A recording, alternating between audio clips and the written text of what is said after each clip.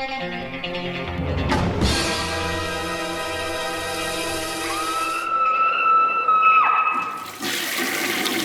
guys, what's up? It is week 141 and I got a bunch of reviews for you. Not so many new releases. I don't think any new releases really this time, except maybe some streaming stuff. I kind of wanted to do a correction beforehand. It's not really correction, but I wanted to give a mention that last week I reviewed Beware My Brethren, and I wanted to mention that Sam Deacon does do a audio commentary on that, and I did listen to that, and that was a spectacular commentary. She always does great work. She also has a great podcast called Daughters of Darkness with Kat Ellinger. So let's hop into the first review. The first one is from Kino Lorber, one of my favorite companies, and this is The Brink's Job, which is a movie that I actually had on DVD, but I never bothered watching. I picked it up because it was directed by William Friedkin in 1978, and that interested me. But more so, the cast interested me. It stars Peter Falk, Peter Boyle, Paul Sorvino, Gina Rollins. There's a couple other names, but the one that really caught my interest was Warren Oates. Like I said, I'm a big fan of Warren Oates. I think he's an underrated actor, but just that whole cast together, just Alan Garfield also. So I was like, that's a spectacular cast. It's based on a true story about a group of criminals in like 1950, even though the story starts before that, so you kind of introduce the characters. But 1950 decide to rob a Brinks. Brinks is the one basically security company that takes the money from payroll, yada yada yada. You've seen the trucks and everything around. But what happens is Peter Falk, being this kind of like really famous kind of criminal that robbed two-bit, kind of, to be honest, very famous in his neighborhood though, and almost idolized to a certain extent. Um, he notices that Brinks has terrible security. And it's all basically a facade. None of it's true. So he gets together this whole group of guys. It's like a ragtag group of people. One is Bookie, who's played by Paul Sorvino. One is his brother-in-law, Alan Garfield's kind of the doofus of the group. And then we have Warren Oates, who's like a military guy, who's also one of the best safe crackers around. We have one of his Navy buddies, another guy that he's been running around with, and Peter Boyle, who basically is kind of a bigger kind of crime guy in the area, and he can launder money and stuff like that. So they all kind of get together and decide to pull this job. It is a comedy caper, so there's like jokes and humor. It's not completely over the top humor, although there is some sight gags that would suggest so. I feel like a lot of the dialogue is funny but realistic. Them playing kind of jokes on each other, them getting on each other's nerves, stuff like that. I think it really works well. And this being based on a true story, it ends in how I've never actually read the story, so I didn't know exactly how it was going to end. I didn't know if it was going to get violent or where it was going to go, so I won't get into that. But the performances are tremendous. Peter Falk is a guy I've only known from TV as a kid and a couple movies here and there. A Woman Under the Influence by John Cassavetes, who's spectacular. That's a spectacular film. Great performance by him. And he actually is married to Gina Rollins in this one as well, and I believe he was in that one. She starred in that as well. And if I'm not mistaken, Gina Rollins was John Cassavetes' real wife. I think they were in a relationship. I think they were married. But regardless, it's nice seeing them together again, although her role is a little small. Peter Boyle is solid. He's kind of a jerk. But Paul Sorvino and Warren Oates are the ones, besides Falk, who stood out to me. And Al Garfield. Their dialogue is great, and Warren Oates gets a chance to kind of flex his emotional muscle in here in acting in a scene that gets tears in his eyes and everything. And you get to see him kind of crack, and I thought that was tremendous. All in all, it's a very entertaining movie, very funny, very well directed, very well made. The set design's great. It really looks like, the 30s all the way to the 50s, because it kind of takes place during that point. It starts in like 38 and goes all the way to, all the way to like the robbery and afterwards, actually. And the FBI gets involved, and there's a sense of really funny irony in this, that they spent, $50 million to catch these guys, or try to catch these guys, and the robbery was only for a couple $1,000,000. So it's like, yeah, that sounds about right how these things work. But it's vastly entertaining. Like I said, it's shot really well. It looked great. Kino did an amazing job on the remaster here. I was amazed how it looked. And like I was also surprised at like how genuine it felt. I don't know how genuine it actually was. It wasn't born in the 50s, but from stills and other films that are considered genuine, it looked genuine to me. I thought it looked great. Just really enjoyed the hell out of it. I'm a sucker for big, great casts like this, so seeing all these people bounce back and forth and everything like that, just very entertaining. It also has a very small town feel, and at the end, there's a really funny line where this old man screams, "He used to rob my store," and there's like 2 or 3 times where I busted out laughing. I laughed really hard at that scene. But also, I'm not familiar with Friedkin's comedy stuff. I know he's done other films that aren't, The Exorcist or Cruisin' or, the darker stuff. But this one had a light flair to it, and I thought it was actually tremendous, too. I don't think I've seen him do a bad film. So, I'm going to dig deeper and definitely watch Sorcerer, which has been on my list for years. So, yeah, that is The Brink's Job. Highly recommended and very entertaining. You got an accent, you waste the positive, eliminate the negative, latch on to the affirmative, don't mess with Mr. In-Between. 1949. Every safe in the city of Boston was flush with post-war prosperity, and every cracker in town was looking to peel the right peat. Freddy, did you get downstairs and heat up their fire? The money was easy for anyone with a steady hand and a brain in his head. We're surrounded! Let's get the hell out of here! Then there was Tony Pino. Got any Chianti?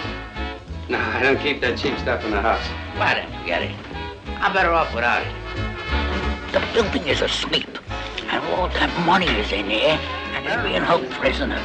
And it's screaming at me through the walls. It's yelling, "Hey, Tony, come in and grab me. Get me out of here." The Brink's Job. A crime so insane, nobody in their right mind would go in on it. And nobody in their right mind did. I was in the joint. They got cheap locks and 75-watt bulbs. What if they got radar? What's radar?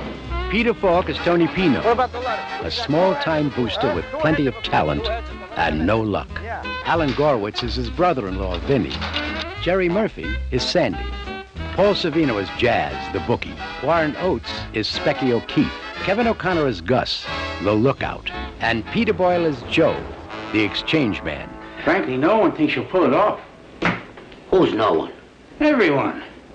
How they plan Brinks is the funny part. You want to fire a cannon off the roof of that building? What happens next We're on. is the scary part. What the hell's the matter? This is a serious miscalculation. But just getting to know them is the best part.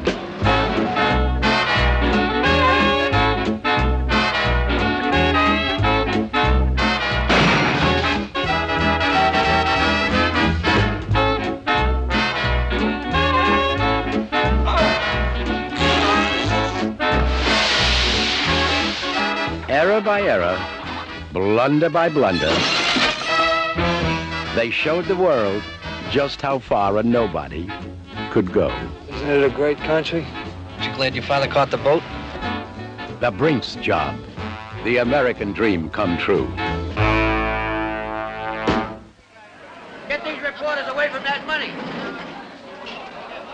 Oh, get the cops away from it, too.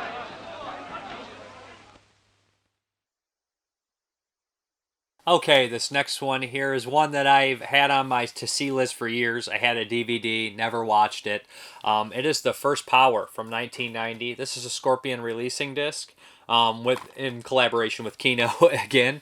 Like I said, this stars Lou Diamond Phillips, and there's a couple other familiar faces in here. Geez, before I forget, I want to notice that there's a couple small little parts in here played by David Gale and Bill Moseley, which blew my mind seeing them in here. It was very, just added a little bit to it. David Gale plays kind of like a priest or cardinal, and Bill Moseley's a bartender, and right away I recognized those guys' voices, horror icons, so right away I saw them, so get that over with. The First Power, Lou Diamond Phillips plays kind kind of a loose cannon cop. We're bringing that back, and him and his partner, Michael Williamson, who's in a bunch of stuff like Forrest Gump and Heat and all sorts of things, and Miracle Mile. They're basically partners. In the very beginning, they catch a killer who's played by this really weird guy. He's in a bunch of stuff, but I can't pinpoint his name. It's kind of an intense character actor. It kind of feels like a Patrick Kilpatrick or somebody like that. Those kind of Brian Thompson type kind of character actors. Bruce Glover, I'd put him in that kind of caliber. So he's a serial killer, and he's a satanic serial killer, and he basically gets caught and he's executed, but it doesn't end there. You guys know this is a body jumping movie, similar to Fallen or Shocker or The Hidden. Well, those all have different kind of plots, but the same kind of concept is jumping through, the bodies, so you never know who the actual killer is. I think it fits most with Fallen. I would even say that Fallen in this Fallen could technically be kind of a remake of this one. Even though I think Fallen was based on a book. Let me know, guys, if that's right.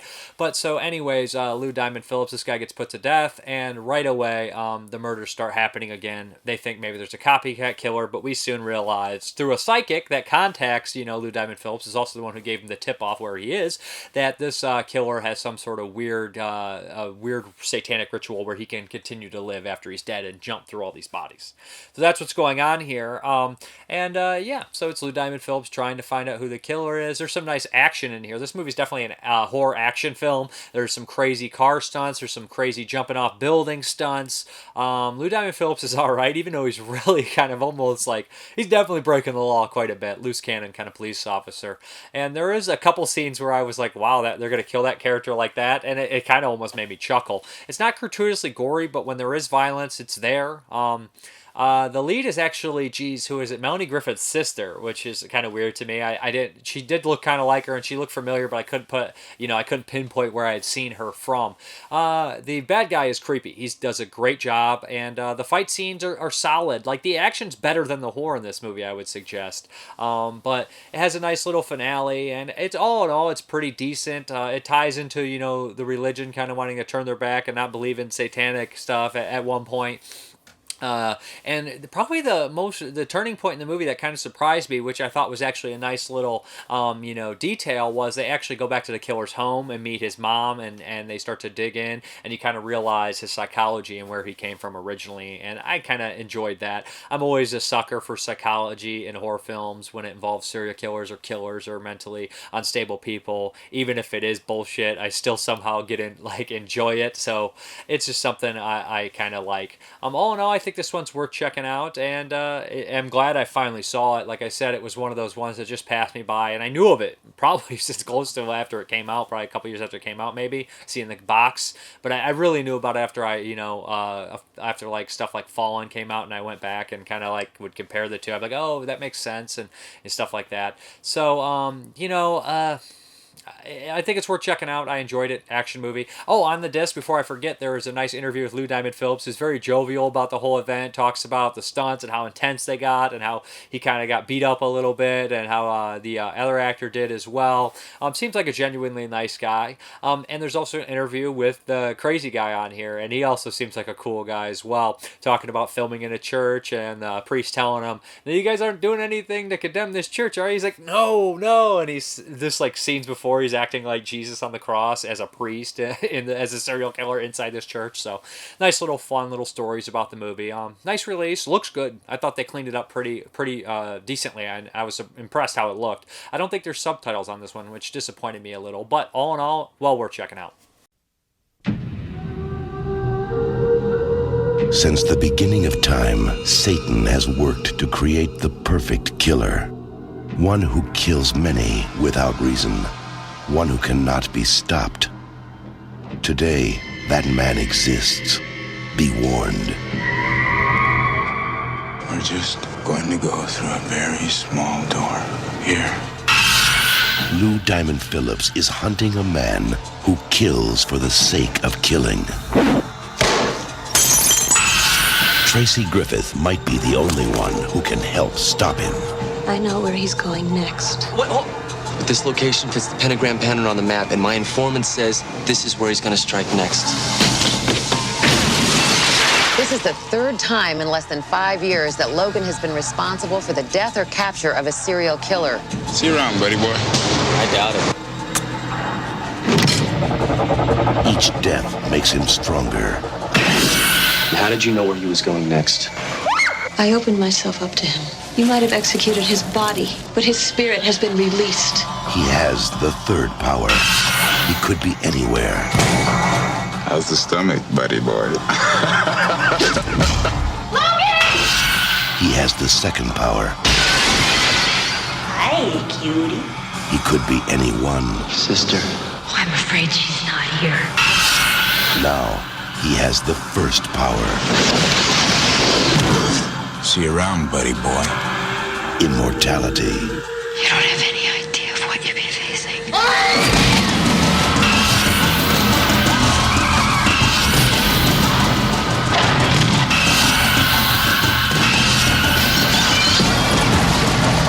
You can't go on killing forever. You wanna bet?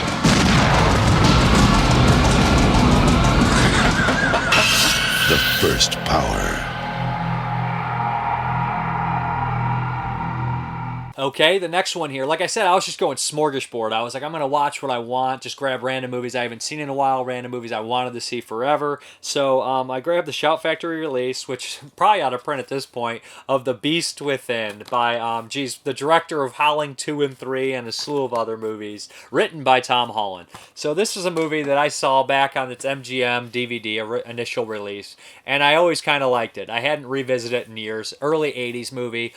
This one always stuck out to me in my memory because it was just kind of a weird coming of age movie that's really creepy in its concept to me, but also goofy. Like, it's goofy and creepy, the idea of it. And it's been done a couple times, you know, the idea of someone born of rape. A monster created from rape, a spawn of rape. You know, think Curse of the Werewolf or even Humongous, which is another 80s style horror film, more of a slasher, that one is. So basically the plot is a newlywed couple, Ronnie Cox, and I can't think of the actress's name. They just were married. They're driving through Mississippi, and their car has some accidents. He makes a wrong turn, and he makes a wrong turn, pulls off, gets stuck, and they go to the gas station. While he's doing that, his wife and dog are left behind. His wife hears something because the dog goes nuts, lets him out, wanders into the woods, and she is attacked and raped by this weird creature that stumbles away in the woods. They find her. Her husband comes back, finds her, takes her home. Fast forward, takes her back home. Fast forward 20 years, and they have a son who starts to have these medical problems. And before he's a perfectly healthy boy, one day he kind of snaps and drives back to that small town where his mother was raped, and we realize that he is a product of this rape, and it's a coming of age story. And there's all these cicada noises and everything like that. And if you guys watch Joe Bob's Last Drive-In, you guys will realize he made a comparison to himself as, you know, the Beast Within, which has every 17 years cicadas come, and every 17 years his show comes. So I thought that was a nice little touch and very funny and obscure enough for him. That was really cool. But what happens is he starts to transform at night and become almost, you think, like a werewolf-like creature, but it's not exactly that. Like, the cicadas do play a part in it, and it's kind of cool, nice, you know, metaphor, I guess, for the coming of age, you know, puberty, you turn it into a monster, but it's a cicada, it's sometime metamorphosis and all that kind of shit. So basically, the town, it has some dark past. No one wants to talk about it. There's some familiar character actors in the small town. We have L.Q. Jones as the sheriff from a bunch of Peckinpah movies. We have R.G. Armstrong from a bunch of Peckinpah movies and some horror movies, Children of the Corn. He is the town doctor. And then there's some other people in here you'll recognize for sure, too. I can't put my name on it. There's a couple I knew right away. Luke Askew from a bunch of stuff, Frailty, and, you know, Pat Garrett and Billy the Kid. So it's got a nice little cast like that. I can tell the director was, a fan of these older kind of movies to throw these guys in there, and I was happy to see them. They really add something to the movie. But anyways, the young son goes around and starts butchering everyone, and the death scenes are pretty brutal and nasty, and they do weird shit with it. One, like, he's like pounding up ground meat, and that they kind of incorporate that in the murder, and you're like, why? It's just gross. But you realize that the son is kind of possessed to a certain extent by the past person. And that's when it starts to get a little too clunky for me. It's like, he passed his soul into it through whatever. I don't know, his well-being and his life is in it. But you realize that they did him wrong, this family, so he's out for revenge.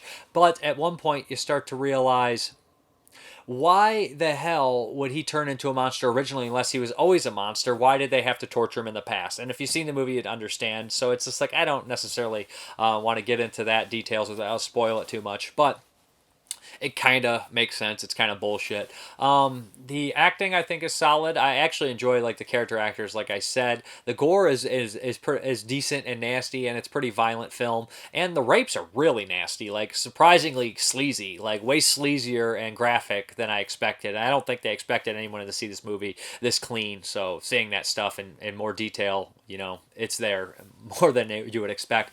But all in all, it's a nice little horror movie, and the only movie I can think of with the Cicada Man in it. So you got to give it up for that. Definitely a mix of late 70s, early 80s sleaze, kind of hardcore, you know, gory horror movies with the 50s sentiment plot story line. So I like it. I would recommend it. And, you know, there's nice commentaries on the disc and stuff like that. But The Beast Within, cool stuff. Warning.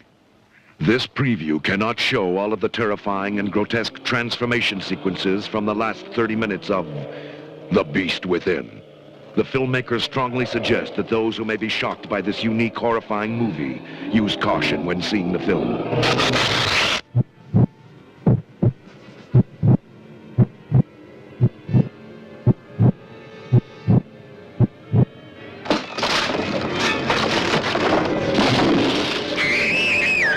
There's something inside of Michael. Never seen anything like it before. Something that's been waiting, watching, and growing. Michael? Something evil. I know you're in here. And whatever it is ready to be released. I came back for them. All of them. And now no one is safe. You have been warned. You are dared to remain calm during the horrifying final 30 minutes of The Beast Within. Even you may not survive. You have been warned.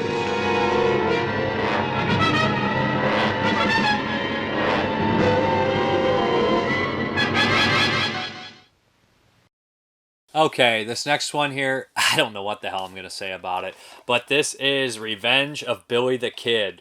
I've always wanted to see this damn thing. I finally just bit the bullet and paid for the out-of-print DVD a few months back, maybe a year ago at this point. 1991, I believe it's a British horror film, but I swear to God I would have thought this was a new one from New Zealand if somebody didn't tell me different or I didn't read it. So yeah, this feels exactly like early Peter Jackson. Not as good as Bad Taste or Meet the Feebles or Dead Alive, but it's definitely in the same school of early Peter Jackson. Oh boy, here we go. Yeah. We have this family that's isolated on an island. They're farmers. They're the McDonald family. All the kids are named, there's two Ronalds, and then there's a Ronnie who's a girl. So they're all named Ronald McDonald, and they're farmers. It's hilarious, yes. Goofy, that kind of goofy, you know what I mean? So we have this really gross family, 3 kids, a mom and a dad, and a grandpa. And they're farmers, yada, yada, yada. They're really gross. You see how they live. They're over-the-top, ridiculous, kind of backwoods characters. Right in the beginning, the grandpa dies. His face falls at a plate of food. They fight over the food after he's dead, and then they throw him in a big compost pile of shit and mud and just leave him there. And throughout the entire movie, he is constantly rotting, and it's kind of a funny gag. I laughed out loud quite a bit. In the first half of this movie, I was laughing. By the second half, I kind of think it wore out its welcome. But what happens is the father, one day taking the sheep or goat, or it's Billy, it's like a sheep or goat, whatever the hell it is. Jeez, kid, I'm getting confused here. Is it a goat? I think it's a goat man. Or a sheep man. They call a kid? I'm getting, whatever. It's a sheep goat thing. I don't fucking remember. Basically what happens is the father's walking with, it's a goat because it's drinking goat's milk, duh. Okay. With this goat, and he decides to molest it. So he molests the goat, and a couple nights later, or whenever it happens, 6 months later, whenever goats are born, gives birth to this weird, gross goat thing. The father wants to kill it, everyone's appalled by it, but the daughter takes a liking to it and sticks up for it and saves Billy the Kid. So, yeah, this leads to this first part where the creature is like a little creature running around and causing problems and eating chickens. And I actually think that stuff is really funny. I like it when it's a little creature. I think it's well done. I think it's almost cute in a repulsive way.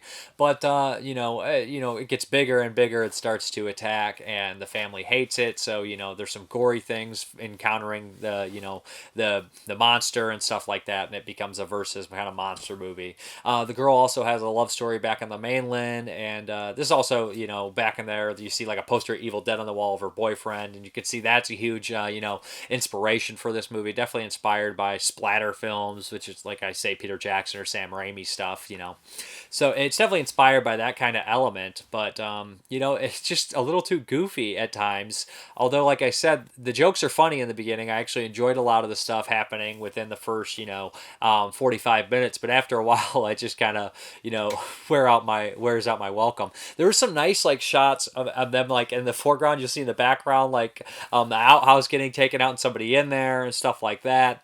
Some of the gore effects are, they're just people getting pulled up and blood falling down, which is okay. But then there's some really nasty after effects that are good. So all in all, I think it's worth watching. The monster looks great. I really enjoy the look of the monster, especially when he's little. When he gets bigger, he's all right too. And this is the only movie I think I've seen about a goat man like this kind of goat man. I know there was one by, what's that director's name who did IBS and stuff? He did one with a goat man, I think.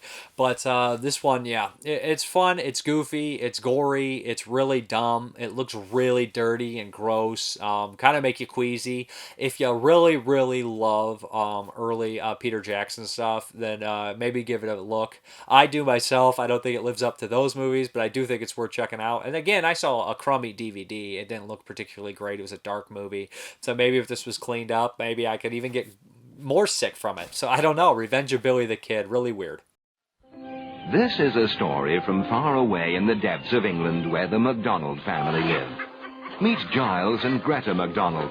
Why, you're a big boy, Giles McDonald. Daughter Ronald. I told you before, it's Ronnie. Oh, that was quick. Boyfriend Lance, a lot.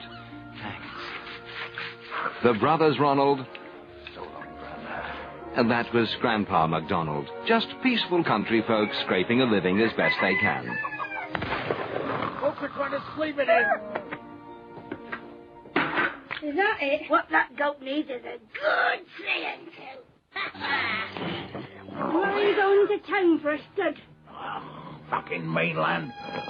Fucking women. Fucking goats.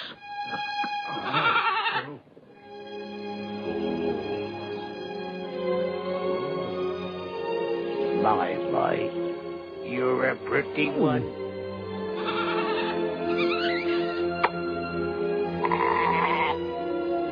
How was it for you, then? Then one night, She's giving birth. Billy drops in on the family. He's a freak. A mutant. Thieving bastard. Now he's on the loose. And he's out for revenge. He's out there, he's hungry, and he's nowhere to stay.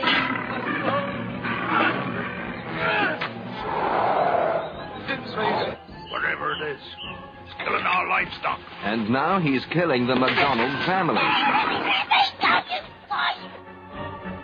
And there's only one person who can save them.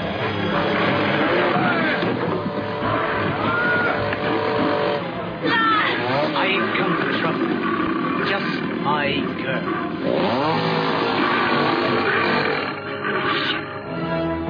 The revenge of Billy the Kid for animal lovers everywhere. Okay, now when we're on the sick kick, I guess I'll go into this one. Now, remind you, I didn't watch my DVD that I got because you guys want to know the story last week. Listen to it. I've ordered a Blu-ray to come in. I don't know if I'm going to try to return this still or not to Best Buy, but it is The Golden Glove. I actually watched it digitally, so yeah. This is, I believe, a German film. And boy, oh boy. The Golden Glove had a reputation last year at festivals for being like the grossest, craziest movie around. And technically it counts for this year, for 2020, because it's a wide release in the States. It's a Strand releasing, put the DVD out here. I wish there was a Blu-ray. But, okay. So this follows the story of real-life serial killer in Germany named Fritz Holka, or Holka, I think. And, oh boy, does this feel way too true and accurate to watch. So saying that, really well-made movie, well-acted movie, well-structured movie. I have no complaints to how the film is made. It's just that the subject matter is really gross and really nasty, and I can't take that as a negative because serial killers should be portrayed as gross and nasty. They shouldn't be portrayed as heartthrobs like Ted Bundy. They should be portrayed as what they are, monsters.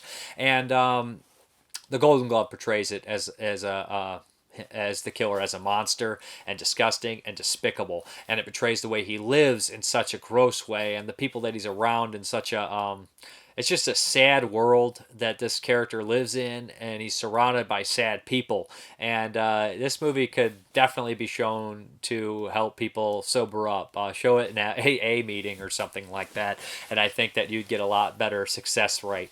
So the story follows, like I said, Fritz Halka, and he is this kind of very ugly is the best way I can put it. He has a wonky eye. He is just very gross, bad teeth, doesn't take care of himself, very strange. He goes to this bar called the Golden Glove, and there's a bunch of weird characters in there. There's a guy who is a former SS officer who's just a big piece of shit.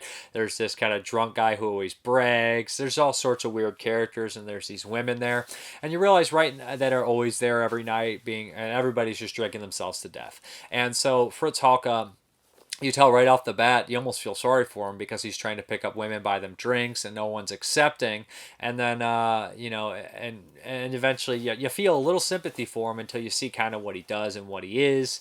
It might be early on in the movie where they show a first murder. And then after a while, he's going to this bar and picking up women. He starts a relationship, and the way he treats this poor character is so twisted and just depressing.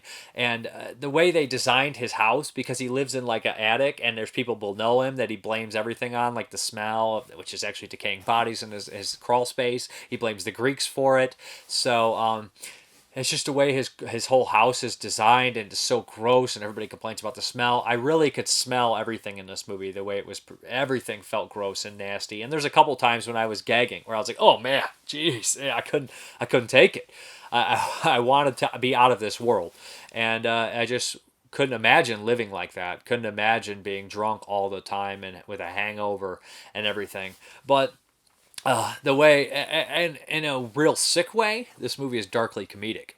I don't know how to put it that way. It's just so messed up at times that you just can't do anything else but laugh or puke. And sometimes I'd rather laugh than puke, but sometimes it's a little bit of both in here. So without spoiling too much, it's a tremendous performance by the lead.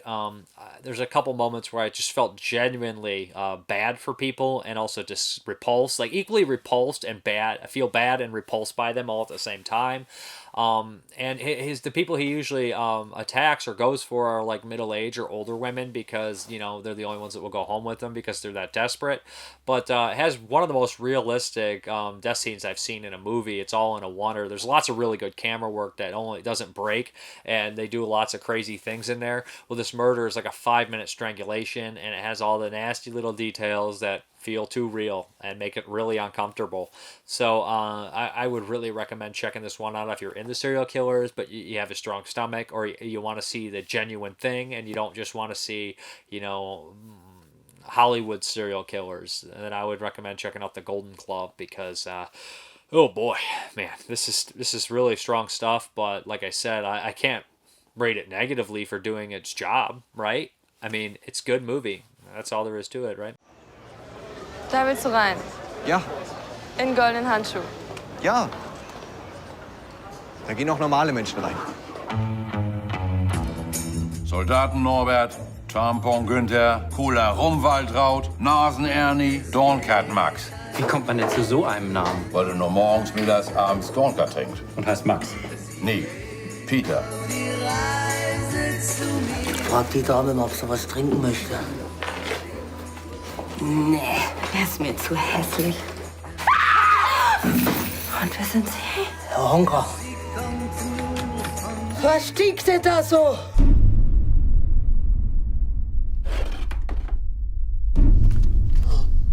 Hiermit erkläre ich, dass ich es im Leben noch nie so gut hatte wie bei Herrn Honka. Herr Honka weiß viel besser als ich selber, was gut für mich ist, und deshalb erkläre ich ferner Herrn Honka meine leiblich geborene Tochter Rosi zuzuführen, dass er sie vernaschen darf. Und? Hast du aber noch was auszusetzen? Junge, komm bald wieder, bald wieder. Es gibt genau 3 Gründe, warum der Mensch trinkt. Erstens, um was Schlimmes zu vergessen. Zweitens, um was Schönes zu feiern. Und drittens, wenn man nichts los ist, dass was passiert. Denk auch an morgen, denk auch an mich. Junge, komm bald wieder,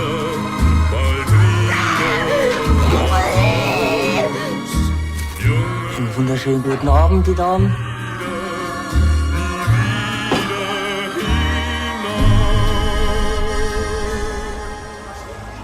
Ist ein bisschen rau, aber stark. Okay, we have a Patreon pick here, and I figured I'd follow up the Golden Glove serial killer film with another one. This is Citizen X. When was this made? I believe 95 or something around there? Oh, this was released in 2000? That's way later than I thought. But Citizen X follows the story of Andre Chikatilo, who was the most prolific serial killer ever for a long time, and especially the most prolific serial killer, or tied, or one of the top 2 most prolific serial killers in Russia. So, yeah, this stars Donald Sutherland, Max von Sydow, Stephen Ra from, The Crying Game, and Josh Uckland. And this follows the story of a medical examiner who is promoted to kind of like detective to find out, solely on the case for a long time to handle the Andre Chikatilo murders. And this opens up, it's communist Russia, and right off the bat, it opens up with them finding a murder, and he tells them to comb the woods, kind of tells this detective, I don't care what the last guy told you, this person was killed, comb the woods so we can find some identification. And they end up bringing in like 8 or 9 bodies, and that kind of starts right away. This jumps, I think it starts in maybe the early 90s, or no, it starts in the 80s, actually, the early 80s, and jumps all the way until the mid 90s. And so throughout the film, we have Stephen Ra dealing with, the bureaucracy of Russia, the communist state, and how they don't want this to get out, that it's a serial killer, how they don't want this to get out, that they weren't prepared for it, so they don't want to ask anyone for help. They don't want to, bring in the FBI's help for anything. Donald Sutherland plays kind of someone who's in charge, but he's not in charge. He's in charge somewhat, and he kind of knows when to be quiet, when to eat shit, when to sling it. And he's trying to teach these, things to Stephen Ra so that they can get this done as best as they can. Josh Uckland is in charge, and he is, the bad guy from Lethal Weapon 2. He was just in Crescendo a couple weeks back from the Hammer Time. Really good actor, and he plays a huge piece of shit. And he has some great lines in here. Is this man crying? And everything like that. And there's some nice little moments where he gets just desserts in here. It's a very satisfying movie, although, when it comes to that part of the story, Jeffrey DeMunt actually plays Andre Chikatilo, and a tremendous performance. And this movie, like I said, we have something like The Golden Glove, which portrays it really nasty and deep in your face, and it feels just really sick. I feel like Citizen X is doing it as unexploitive as possible, and I wouldn't call Golden Glove exploitative, because I feel like they're just like, we're going to show you how it really is, how gross this is. We're not glamorizing this. And I don't think Citizen X is glamorizing it either. I think it's telling you the story is as least graphic as possible, and as most accurate as it can get, I guess, because this is based on a book that was based on the case and everything like that. I'm sure they did some of the things, make some drama between Sutherland and the whole big thing like that. But as far as Chikatilo's case is concerned, he was a child murderer who killed 35 kids and then 17 women. So he killed 52 people. And he did most of them in the woods. And he jumped on the train thing and would prey upon slow kids and homeless kids. And kids just like not in good standing and everything like that. So again, it's that less dead thing. And the thing that makes this one so special to me is that it shows the, hypocrisy and bureaucracy of Russia at the time with the Communist Party not wanting to, this is a completely Western Western thing is a serial killer. We don't have a serial killer. This is a group of homosexuals or mental patients or something like that. They keep trying to blame it on other things that are completely nonsensical. That's also really interesting. Them figuring out the cases and figuring out the pieces is also interesting. And they go into some of the details of the case. If you guys aren't familiar, I don't want to spoil too much. Jeffrey DeMunnet's really creepy in it and everything like that. And the murders, like they make you feel bad, but they're not over super gratuitous. Like they're not like the Golden Glove where they feel, they are. It's so weird that I can praise the Golden Glove for showing it like it is, and then the Citizen X and praise that one for not going too far. You know what I mean? That's what's the thing is. Like there's like Henry I Love, I think is a great movie. And these both I think are great movies. But then when I look at something like the Ted Bundy, the most vile, shockingly evil thing, I'm like, I think that's tasteless. I don't know. There's just a fine line. And I think stuff like Citizen X does it right. And I think Golden Glove does it right but different, if that makes any sense. And even though Henry's inaccurate as hell, I feel like it does it right as well. So I would really recommend checking out Citizen X. And it's a shame it's one of the HBO ones because it's going to be hard for a release. Although you can right now watch it on Amazon Prime in HD, so take advantage of that. There are some nice shots here of the woods and the trains and everything like that. And great performances by all the leads in here. No weak spots at all. And I just like the idea that it's on the backdrop of communist Russia crumbling while they're catching this serial killer. And right when it crumbles, boom. And I like how they handle his death in this movie. I wish that we would handle our serial killers the same way sometimes. As many as 17 stab wounds to the face and eyes.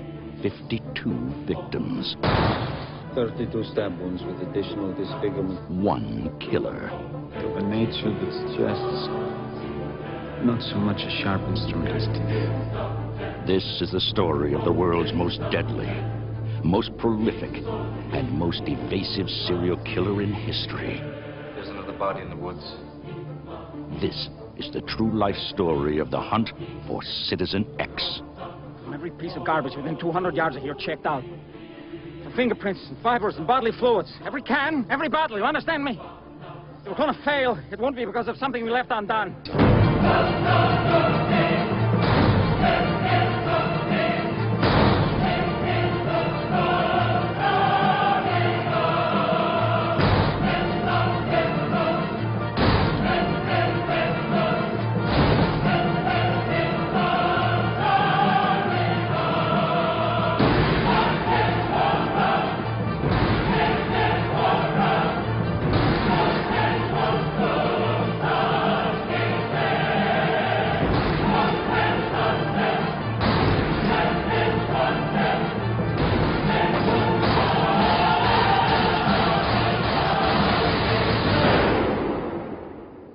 Citizen X, Stephen Ray, Donald Sutherland, and Max von Sydow in the film that gives Silence of the Lambs a run for its money.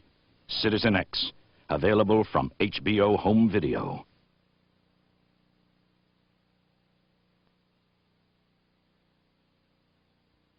Okay, the next one is a Patreon pick from Jeremy from 22 Shots of Moods and Horror. And he picked something really freaking weird.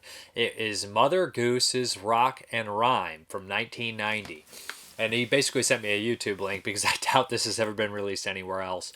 But, after watching this or when I started this, I was like, you know what, I have heard about this before. I think friends of mine had mentioned it when I was younger, that it was really weird, or just had brought it up that they saw it as a kid.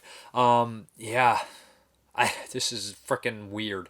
Mother Goose is actually played by the wife in All in the Family, and she basically, Mother Goose is a fairy tale story. She, the books when you were a kid, the Mother Goose stories, and there was a bunch of weird fairy tales. Well, this is a world. This is the Mother Goose's world, and she writes all these rhymies, which are characters like, Humpty Dumpty and Pickle Pete, whatever, Piper, all these people. I haven't read any of these things since I was a little kid. So, Mary Had a Little Lamb, Contrarian Mary, all these kind of things. So at one point, Gordon is her son. He feels like an outcast in this weird, crazy world. This is a kid's movie of some sorts, but it's more like a Coke-driven music video than anything else, fever dream kind of thing. So essentially what happens is Mother Goose disappears, and No, wait, yeah. Mother Goose disappears, and Mary, her flock of sheep, basically, it's not Mary Had Little Lamb, is it Little Bo Peep? It lost her sheep. Little Bo Peep and Gordon Goose end up trying to find her because she's looking for her sheep, and all around the weird world, people start disappearing. They run into all sorts of different characters, like Itsy Bitsy, like I said, Humpty Dumpty, the King, all sorts of crazy people. But what's really worth noting in this movie is the cast. The cast is insane. First, we have Shelley Duvall, Katie Sagal, Woody Harrelson, Howie Mandel, Little Richard, ZZ Top, Harry Anderson. There's tons of people in here. I'm missing a bunch too. Simon and Garfunkel are both in here. It's just a bonkers, weirdo, freaking movie. And at first I was like, I don't think I can finish this. This is just making me ill. Brightly colored, 90s to the max, man. This is so 90s it hurts. It's too 90s. Even though it was made in 1990, it was like the jet start they needed a 90s TV. It was just so freaking weird. So there's a bunch of musical numbers in here, and what you figure out is that Mother Goose has been abducted into the real world, and they have to rescue her. So that's pretty much it. Cheech Marin's also in here. Some of the jokes are actually a little bit adult in here. They add a couple things here and there that are probably for the poor adults having to watch this with their kids. Like I said, it feels like the director did some music videos, so I feel like that's where a lot of this is coming from, a lot of music video style things. That's why he has the access to all these people and these musical numbers. A lot of the stuff is choreographed really well. The set designs are batshit crazy. They'll zoom up in the sky and show miniatures for the cars and things like that. They do the old door trick where people are running through doors trying to find each other opening doors gag. There's a couple moments I did laugh out loud, and it was just like childish. The Crooked Man basically writes a fake ransom note to get them to come that says bring money and chili dogs. And the Crooked Man has a dog with him. And they basically find him, confront him. He says, I just wrote the note because I wanted the money. He's like, you're not getting any money. And they look at the dog, and they say, you're not getting any chili dogs. And he's like, "Rrr." And I was just like, eye roll. I couldn't tell who a lot of these people were. Like Woody Harrelson, I couldn't even tell it was him until the credits because the quality's pretty poor. But his stuff's actually really funny. He's paired up with Debbie Harry from a Blondie and stuff like that. So that's really kind of a funny moment. And I got to give it up to Howie Mandel in the egg suit because I know he hates germs, but also because his egg rhyming and egg-like puns were pretty funny, even if the movie was freaking ridiculous. Got to give it up for unlimited egg puns. I actually laughed, and he had the same energy he had in Little Monsters as Maurice. So all in all, this is a fever dream. This is not recommended for sober adults or children who are very easily scared, because I imagine this did do some weird scarring. It's just a crazy fever dream of a kid's movie, and it's just freaking weird. I don't know how to explain it any other way, to be honest, but that is Mother Goose Rock and Rhyme. Yeah. Jeremy, why? Not too far away, there's a place called Rhineland, home to some pretty interesting characters. I'm Little Bo Peep, and I've lost my sheep, and I don't know where to find them. It's a place where Mother Goose rules the roost, and classic fairy tales come to life like never before. Hi, Humpty. Long time no see. So come along as we travel to Rhineland in a magical musical video adventure from Shelley Duvall. Mother Goose Rock and Rhyme. When Mother Goose winds up missing, You've got to save me! it's up to Little Bo Peep and friends to find her before all the stories in Rhineland disappear. It's a very woolly emergency. Join in on the search with Little Miss Muffet, Can I fluff your tuppence? Jack and Jill, Unfortunately, there are a couple of klutzes. and many, many more. Don't miss all your favorite stars, starring as all your favorite fairy tale friends. Get ready for music and mayhem, brought to you by the one and only Shelley Duvall. Great! Don't miss Shelley Duvall's Mother Goose Rock and Rhyme, now available on home video from Lyric Studios. Okay, I got some streaming ones, and I'm going to be as quick as possible about the streaming titles. This one is Lolly-Madonna XXX, and this is directed by Richard Safarian, who did The Vanishing Point. And I heard about this one on, I got to give a shout out to Pure Cinema Podcast, one of the best podcasts. Elric Kane picked this one for his Discovery. That's a Brian Sauer, Elric Kane podcast. Check it out. Very good stuff. You can find it anywhere if you type it in.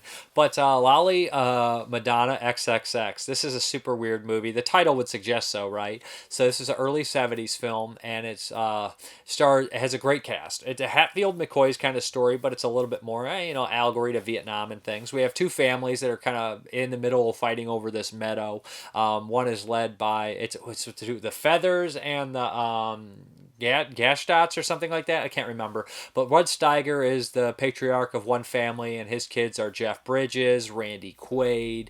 Who else is in there? Ed Larter and Scott Wilson and another kid. And then we have the other family, the Feathers, who the patriarch is Robert Ryan, and his kids are Gary Busey and Paul Kozloff, and a couple others, a girl. And so I'm not really familiar with the other people in the movie, but everyone does a tremendous job. So basically what happens is the Robert Ryan bought this meadow that used to be Rod Steiger's when it went up for bankruptcy. No one else did, so that put bad blood in there. What the Feather family does, what Robert Ryan's kids do, that's the other family, the Goshoffs or whatever it is, they write this weird letter, postcard, and let the Feather family intercept it, and it says, hey, I can't wait to come meet you guys, I'm a beautiful girl, signs it Lolly-Madonna XXX, like she's going there to meet somebody and marry one of the young kids on the other family. They read this, intercept it, decide to go in the town when she's supposed to show up, and even though it's a completely fake postcard, and there is actually a beautiful girl getting off the train station, so they kidnap her to get back at them and take her back to their house. Meanwhile, the other family was trashing their stealing back some pigs.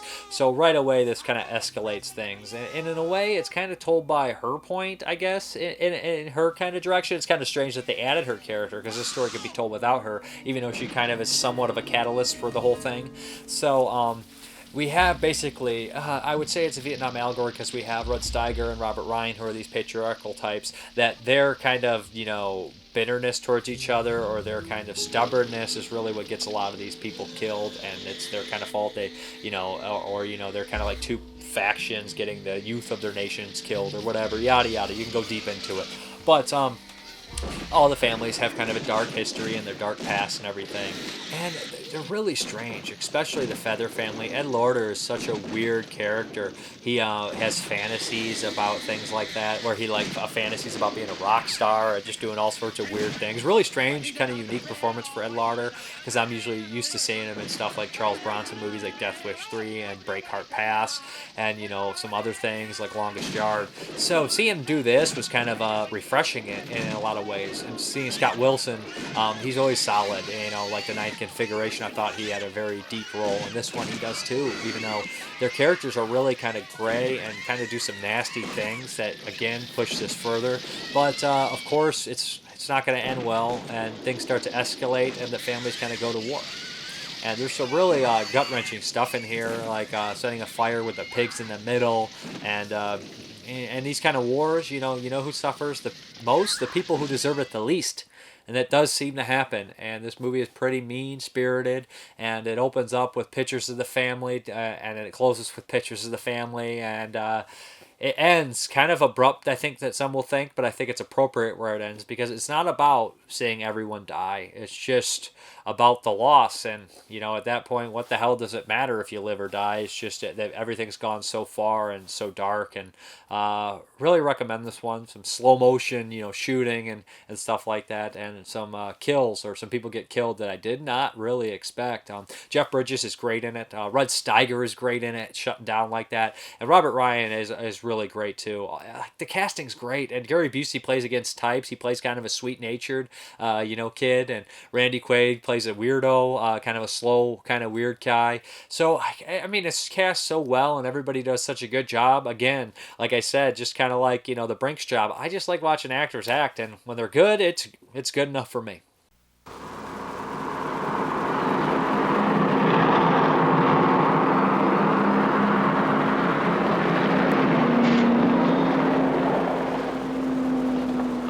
I was just changing buses on my way to Nashville. I never heard of the Feather family or the Gutshalls before that. By the time I knew what was happening, there wasn't much I could do about it anyway. Two mountain families, proud, jealous, very much alike, but on different sides of a piece of land. The meadow, Owned by one, coveted by the other. What the hell are you doing, Lodi? Two families, just feuding, friendly like. Trash? Got Charles busted up at steel again. When's that man ever gonna leave you alone? First he takes the meadow, now this. There's no end to it, Laban, I'm telling you that. The girl, caught in the crossfires of growing hatred. We got something Pap Gusher wants.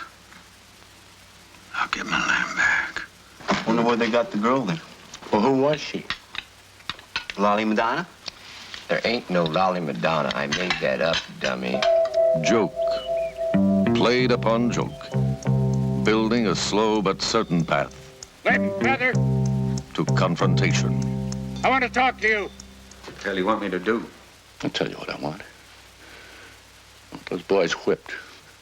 I want my hogs back. And I want you to keep the hell out of that meadow. What about the girl? And her.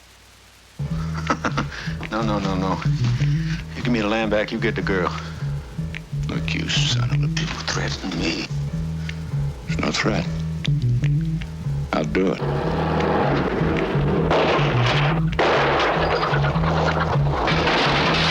But you ain't getting me to go back up there. No way. Lolly-Madonna. And now we got you. You ain't going nowhere. I hope the Feathers got their premiums paid up. This is way out of hand. I'll handle it. I won't kill anybody. Nobody's asking you to.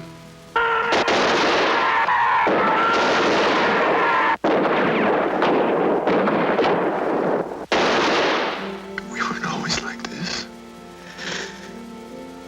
We used to have a lot of love around here.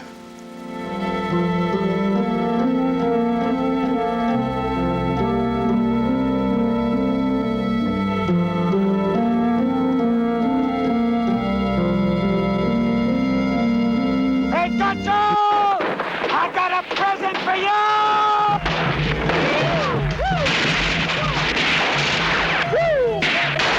What went wrong?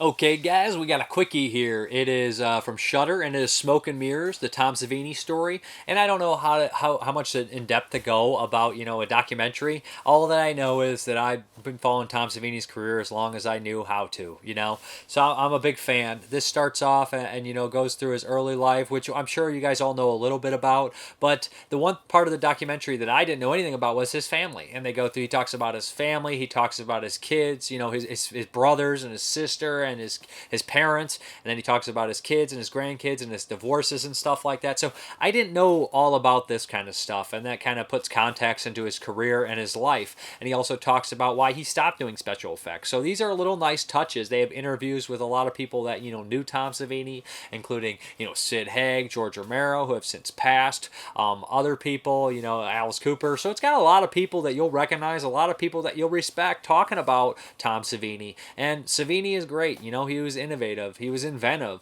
and he was pretty much a jack of all trades. The guy could do a lot. He could do stunts, he could act, and he could do special effects. He could do everything. He could teach. So I'm a big fan of Tom Savini, and I know that a lot of people have gotten a bad rep at him at cons and everything like that. I didn't have a bad experience, but I was very brief meeting him.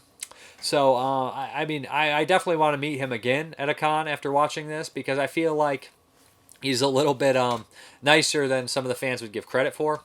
And a lot of people have had good experiences, and I know people that actually know him, like other celebrities, like, oh no, he's great. So it just must be, at times he's not always the happiest at cons. Shouldn't be getting into this anyways, but the reason I'm getting into this, at the end credits they give you a couple little snippets where you're like, yeah, that's the one I've heard about, the Tom Savini I've heard about occasionally. But it's nice just seeing him still be so flexible. Like he's like playing with his grandkid and stuff like that, and it's just, I've always been impressed by his acting, like comparatively. His special effects were always great, but no one always really talked about his acting.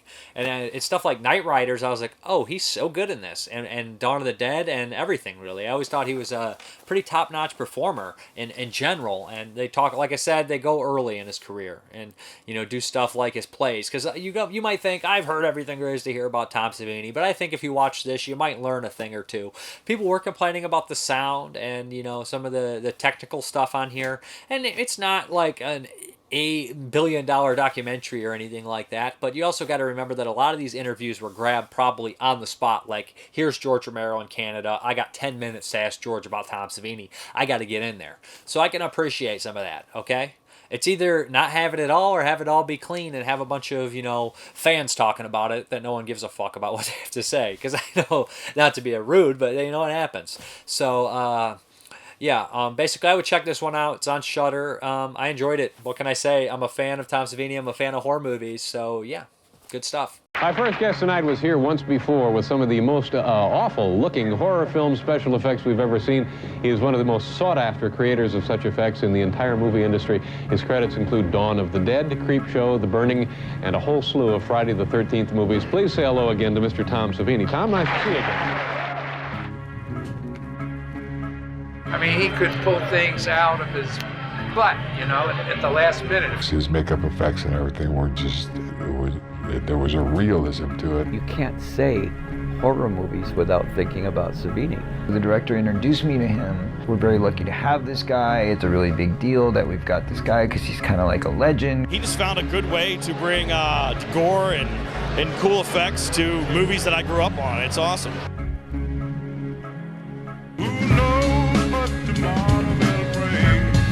Tom was literally the one guy who became a household name. Showing his innovations in makeup, and everybody was just amazed. People wanted to go to the movies because Tom's effects and his work propelled him and elevated him into sort of marquee status. Everything he does is very simplistic. It's all magic, essentially.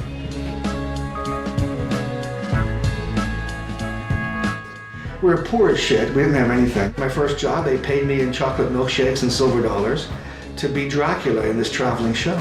Coming back from Vietnam, I was a zombie. There was no emotion alive in me. I showed him my portfolio. 3 days later, I was doing my first movie in Brooksville, Florida. Took a leave of absence from school to do Dawn of the Dead and haven't been back since. I didn't know when the movie started that 2 weeks into it I would be in the middle of a divorce. And he made those choices based upon me in mind. He definitely, I feel like, missed out on a lot of different opportunities. She's one of the big, bright lights in my life. And James, her son, I don't know where to begin with how I love this kid. Makeup effects to me was to get my foot in the door as an actor. I always wanted to be an actor in these films. Tom's one of a kind. Anytime you work with Tom Savini, you better have your A game. I owe a lot of my career to Tom. I've been blessed with having some interesting people in my life.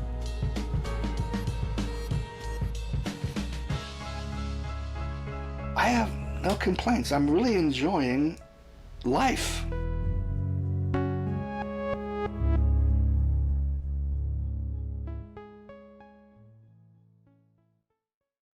Boy, oh boy, this next one is insane. This is Netflix, and this is Sign-In Sono. I always say his name wrong too. But you guys know, the guy who did Coldfish and a bunch of other movies. And I was thinking, I was like, this might be the first movie I've seen by him. And this is The Forest of Love. Somebody mentioned that none of us mentioned on the 22 Shots top list. And I had never even heard of the damn thing. So I was like, you know what, I'll check it out. So I looked it up, found it was on Netflix. And boy, oh boy, was I in for a surprise. This movie is, I think, 2 hours and plus, like maybe 13 minutes or 30 minutes. Oh boy, I think it's 2 hours and 30 minutes. This is a weird, wild ride that I don't think I can get that much in depth, because me running back and explaining the story and the themes and stuff like that would take 3 hours in itself. Oh boy, this is a weird film. This jumps over in different times. Basically, what we have here is a group of filmmakers that are, focused on this guy who they think is this serial killer who's going around. Meanwhile, there's like a bunch of different storylines going on. We have this young girl who at one point made like a suicide pact when she was really young, and she's kind of like a shut-in. I don't want to get into details, I think I've already spoiled a little too much, but she's kind of a shut-in, and one of the girls that's asked to be in the movie knew her and wants her to perform in this new movie, so she goes back, and all these kind of old feelings come rushing back, and she kind of blossoms into something else. And this guy, this real weird con artist guy who the kids eventually think is a serial killer, starts a relationship with her. And then we go back in the past and realize this guy has interacted with a lot of the other people in the story and has been a con artist throughout the entire thing. You realize he's a sadomasochist, and he starts to invade all their lives, and all these horrible things start to happen. People get killed, and they're all meanwhile they're making this movie. So it's a movie about making movies, which was a theme in 2019 when we had My Name is Dolomite, Once Upon a Time in Hollywood, and Knife Plus Heart. So we have all these kind of things going on. So it's another kind of movie like that. It's shot really well. There's lots of crazy things going on. Really weird kind of visuals at times, and really, more so weird moments, like just batshit crazy moments. And it ends in such a weird way that isn't quite satisfying, but it's satisfying enough. The acting from the lead girl is really great. She has this giant monologue at the end, which unveils a lot of things, and you're like, I could see this makes a little bit more sense now, and I really enjoyed seeing that. I like this movie. I think the acting's top notch. I think the con man is great in it. He's such a piece of shit that I love watching him. And you're always constantly like kind of scared of him because you never know what he's going to do next. But he's also this little Weasley guy you just want to strangle. But I really recommend this. And there's a long sequence where he kind of manipulates this whole family, and it's just kind of crazy. And it really justifies what the girl says at the very end. But without spoiling too much, I'd recommend checking this one out. The name Forest of Love, all the murders take place in the forest. So good performances, crazy story. You don't know exactly where it's going, and more bits and pieces come unfolding and everything like that. But tragic at the same time, sad, and just twisted as hell. Forest of Love.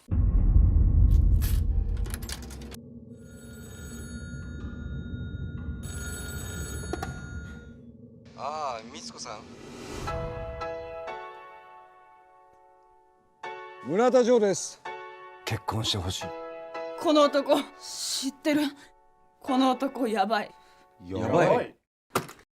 村田特製通電棒。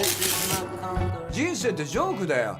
俺にとって壮大なジョーク。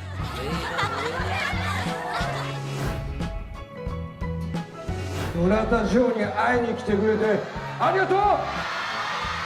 みつこ、お前は私の愛する人に近寄るな。どこの名前なんて名前だ。シンです。すっげえ。ジェイ、こんなとこで映画撮れるなんて最高だろ。君の悩み事を映画にして村田城って男の映画だ。僕は奴を演じてるから分かるんだ。君のフィアンセは人殺しだ。そら！誰かいい金づるいねえか。私どもが作った映画でございます。500億円です。おい！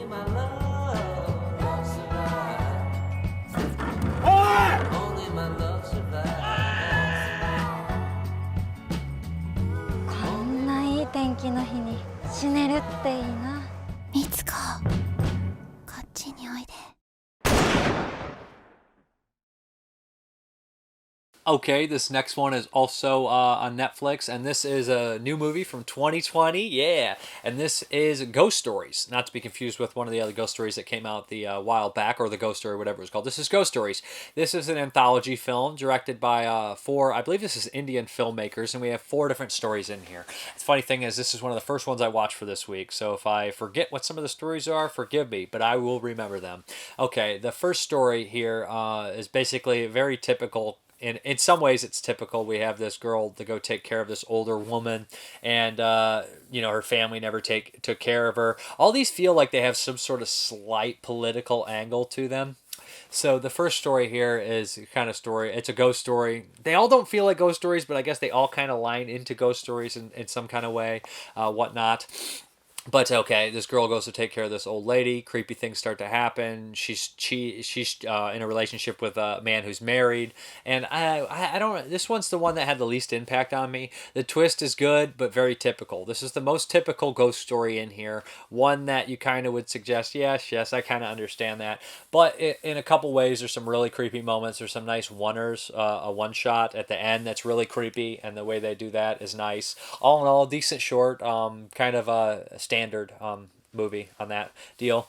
The next one starts off to me very standard. It's about a woman who's pregnant, and she's always babysitting her nephew, and the nephew's jealous of the new baby, and weird things start to happen. She has birds that she feeds up in the attic and everything like that, and the little boy's drawing these pictures, and sometimes the pictures somehow come to life. It reminded me a bit, I was thinking, oh, this is just going to be like the Tales from the Hood story, but it goes a little deeper, and it's the thing about, being haunted by something you've did in your past and not being able to, it affects your future. You'll never be able to do something because of something you've done in the past. And this one starts that, and it's done effectively, and then by the end of it, you're like, what the hell is going on? I can't believe they went there. But it gets real weird and real kind of gross at points, but does something different and adds some really cool special effects in there, which made this one kind of a winner for me, and I enjoyed it.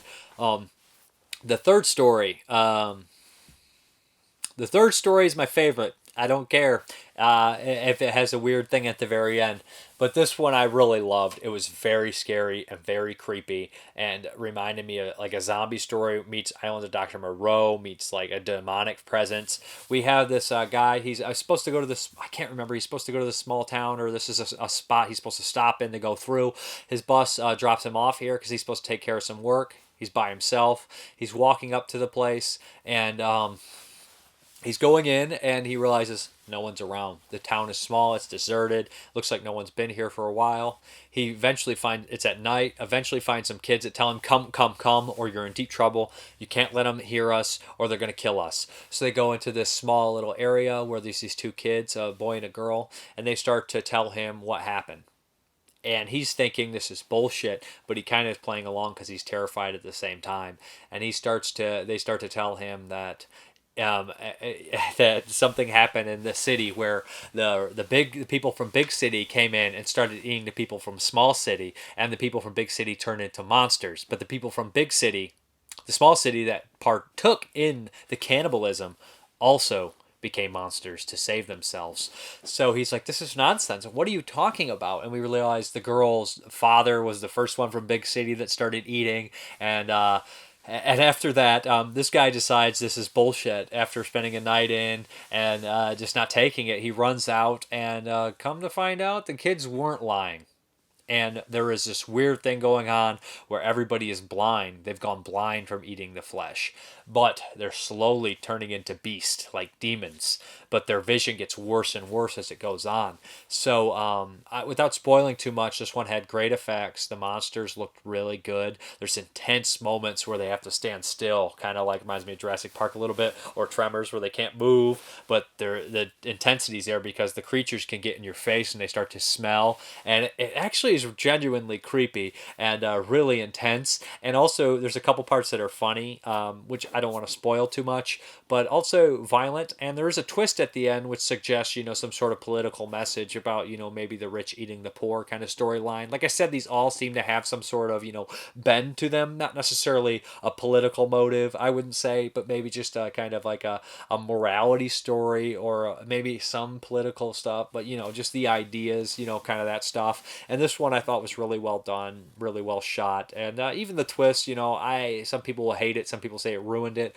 I kind of understood that it was trying to say something else with it, and I kind of liked it. But all in all, I love that short.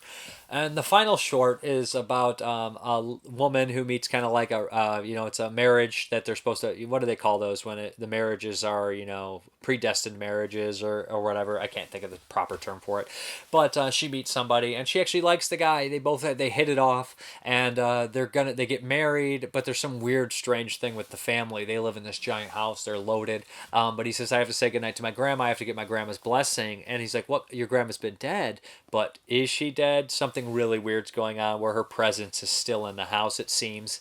The woman doesn't like it. She doesn't believe it. She starts to be really disrespectful, really mean, and she pays the price for it. And that one, it's good. It's creepy the way they use, like wind and stuff like that, but it's a little drawn out for me. It's probably the one that could be cut a little bit shorter. That and the first one, I think, cut a little shorter, and I think you have kind of a winner here. All in all, I think it's a decent movie and well made, well acted too, and they all have this kind of message in there. Maybe respect your elders on the last one there, or maybe don't get one of those marriages. Don't get into those marriages that are predestined. But all in all, I thought it was a good movie. I thought it was well made. I thought it was well acted, and I think it's a nice. It is a little long. Does have a really cool opening animated sequence as well. But this is kind of cool that there's no real wraparound, so you could pop in, watch a short. Like they're about 35 minutes or so, and then go away. The thing runs, I think, 2 hours and 17 minutes or something, like 13 minutes. So about 34, 35 minutes a piece. So pop in, watch a short, come back, watch another. So it works well with that. Check it out. It's on Netflix. I think it's cool. Hammer time! For all who are willing to pay the price, we invite you to go through the mirror of life.